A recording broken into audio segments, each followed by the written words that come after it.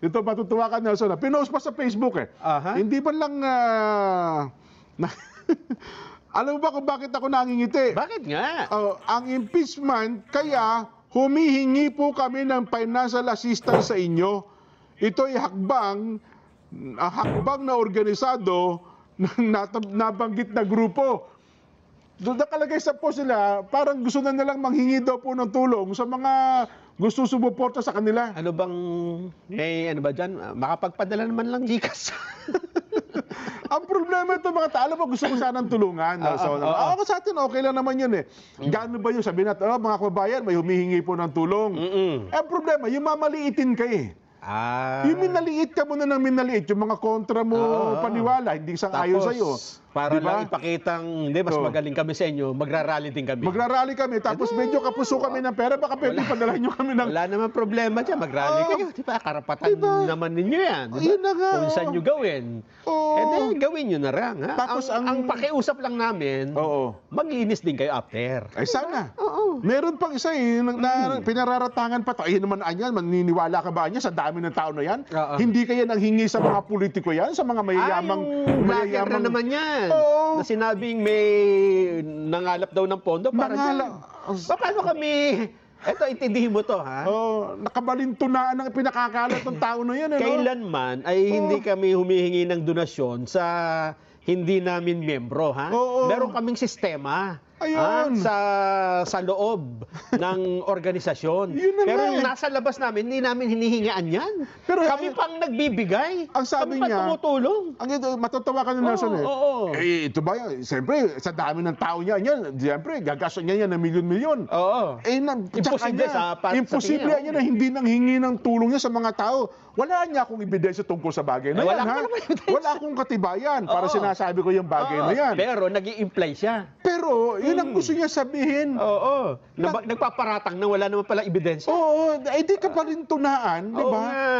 Nahihiya ko sabihin katangahan ng pinakakalat nito. Hindi ko lang masabi. Kaya nga, Jen. Ito lang naman eh, ha? Doon sa mga follower, no, yung mga nanonood doon. Manood lang kayo dito. Makikita nyo, nagsisinungaling yun Tapos pagtandiin nyo lang. Diba? Yung mga... Ako nga, nagbabalak na ako gawin yun eh, ha? Para maipakita kung gaano kasinungaling yung vlogger na yan eh, di ba? May pagkakataon kasi, Jen, na may i-discuss tayo. Hindi niya kukunin yung sagot natin, pilit niyang uulit-ulitin lang yung kanyang gusto niya. Sasabi, hindi na naman nila Nako, dataka ko. Ha? Nakantaka ako sa taong yun, no? Intindihin na lang natin. Pagkatapos, sasabihin niya doon sa... yan naman anya si Barcoleta, kahit anong gagawin niya, hindi mananalo yan eh. Di ba? Kung manalo ka, hindi, anong pakialam mo? Di ba? Kaya nga may election eh. Sa election, dalawa lang naman mangyayari sa kandidato. Yun na nga. Pwedeng matalo, pwedeng manalo, di ba? Ganun talaga buhay, di ba? Kinakampanya na ng... hindi ko maubos maisip. Ito bang... Tapos nabalitaan ko, ito pala, dati nang tumatakbo na pagtatalo kasi hindi daw nasusuportahan ata. Baka masama ang loob. Yun nga, ako kasi hindi siya masasalita ng ganun. Kung walang kinikimkim na sama ng loob. May sama pala ng loob. Ako sa tingin ko, masama ang loob ng taong ito. Kaya ganun siguro. Pagpasensya na po. Hindi na namin babanggitin yan. Kasi baka mamaya, kung babanggitin namin... dumami pa. At saka dumami pa yung mga Wag na.